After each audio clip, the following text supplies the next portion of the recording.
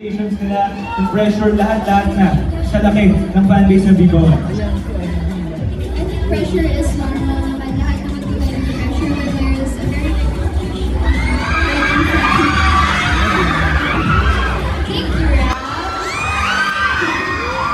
Pero back to the question, na-handle ko po yung pressure by having confidence and faith na kaya mong gawin yun.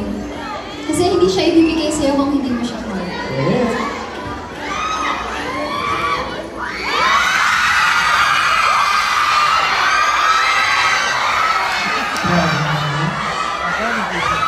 May bawasan ulit yung tanong ko. Ganda yung Robin eh. Ito, alam niyo, paano ko na-handle yung pressure? Lagi, yung lakas na loob ko, kinukuha ko sa inyo lahat. Ito lang.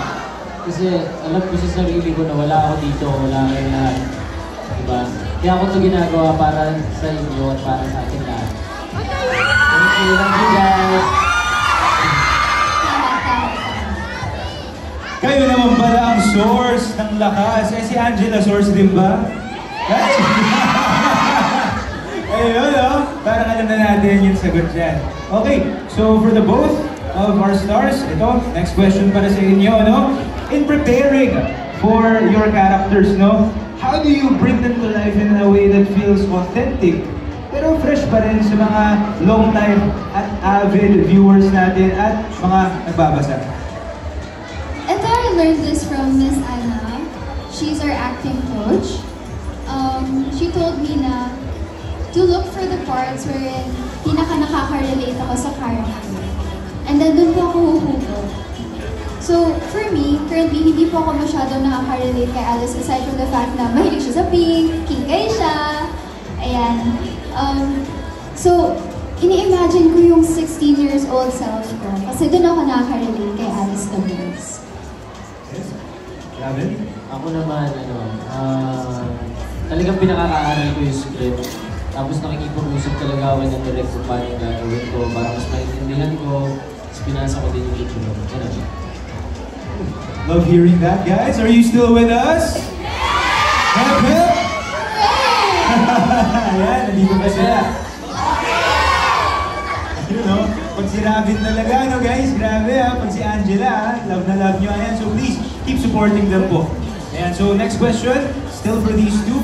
Na-try nyo na bang makipag-engage sa mga fans ng Seducing Drake? Alma, para mas maintindihan nyo yung characters nyo lalo na yung mga long-time fans nung book. Paano kayo nakikipag-engage? Ako po, nung nalaman ko na magiging Alice Perez ako from SDP, ang alam ko po kasi, Wattpad siya. So, I consulted my friend na atin sa Wattpad. Sabi ko, alam mo ba itong book na to? Nabasa mo ba siya? Kasi nasa library ko siya, pero hindi ko siya nabasa. Sabi niya, yes, alam ko to. And then tinanong ko kung paano yung magiging story niya, kung paano si Alice as a person. Sabi niya, alam mo, ikaw si Alice. Sorry. Sabi ko, okay, hindi ako naniwala at first and I read the book and then, oo nga, si Alice ka ako. So, ayun, that really helped me na mas maintindihan yung role ko. So, thank you so much to my friend. Ako naman, sobrang dami kong tinanungan dahil sa kapa na ako magiging direct Palma, di ba? Sobrang laking blessing po na binigay sa akin yung project na ito, kaya sobrang rin yung kaba ko, tsaka sobrang pressured din ako na gaganapan ko ito. Kaya ang dami-dami kong tao na tinanungan, paano ba talaga siya? Tsaka alam niyo po, tinanong niyo po si attorney, no? Nung unang siya nag-visit sa set, tinanong niya, attorney, tama po ba yung ginagawa ko? Tapos sabi naman po ni attorney Risa na, yes, you're doing good. Mukha lang hindi kinakabahan, pero kabang-kabang po ako.